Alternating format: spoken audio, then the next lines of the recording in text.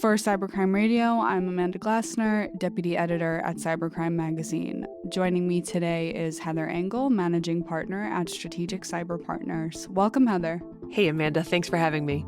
According to Barron's, Spanish police arrested a 20-year-old man who allegedly hacked a hotel booking website to reserve luxury rooms for as little as 1 cent in what is being reported as the first known cybercrime of its kind. Heather, can you take us through the story?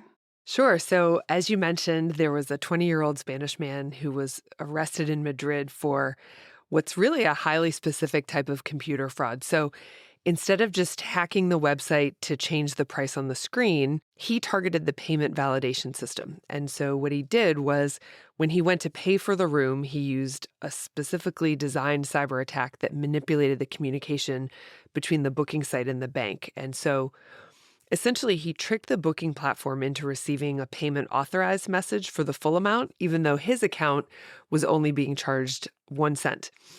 And so because the booking site received a success confirmation, the reservation was marked as fully paid, he was able to check in without suspicion. And so the catch here is that the glitch wasn't caught in real time. It was only discovered days later during the reconciliation when the payment platform was transferring funds to the hotel, and the hotels realized that they were receiving pennies for four-figure bookings. From the perspective of just an outsider, I find this to be a really creative cybercrime.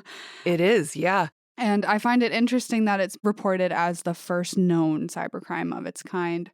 Do you think that's accurate? And as technology keeps advancing, should we expect to see more completely new forms of cybercrime emerging?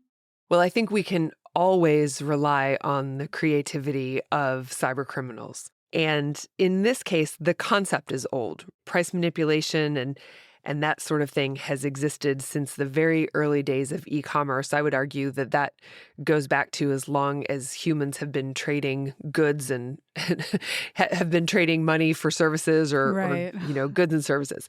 So in the past, though, people would simply change the price value in a URL or a web form. So in this case, the execution is new. It was the sabotage of the payment gateway validation.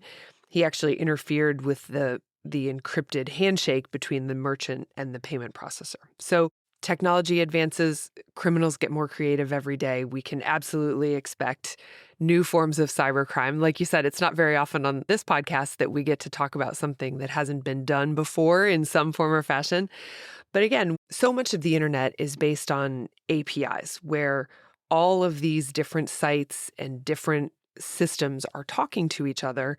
And so criminals are no longer just looking for holes in a website. They're actually looking at how can we disrupt the communications between different systems, or how can we create some sort of a miscommunication? And that's really what this was. Looking at this case overall, what would you say it reveals about potential gaps in booking and pricing systems? And how can organizations adapt to prevent similar types of exploitation? Sure. Well, there were really two gaps in this situation. So one is that the hotel allowed the guests to check in and use their services before the actual cash hit their bank account. And so there was a multi-day lag between the authorization and the settlement, and the authorization was for one amount, the settlement was for another amount. The second gap is that the booking system probably didn't have any kind of a secondary check to make sure that the amount authorized matched the amount that was requested by the merchant. And so we call that integrity validation. So we're looking at, in terms of gaps, the verification was asynchronous in this situation, and then the integrity validation checks didn't exist. I think, if I remember correctly, the article said that the total losses from this cybercrime superseded 20,000 euros, which just really blew my mind. It's interesting, too. One of the ways that the hacker got caught is he got greedy, where he was staying at the same hotel multiple times and raiding the minibar. So he made himself somewhat of an easy target for investigators. 1 cent payments were flagged. Yeah, very creative, but maybe not the most well executed. Right. Well, thank you, Heather. I'm looking forward to catching up again next week. Thanks for having me.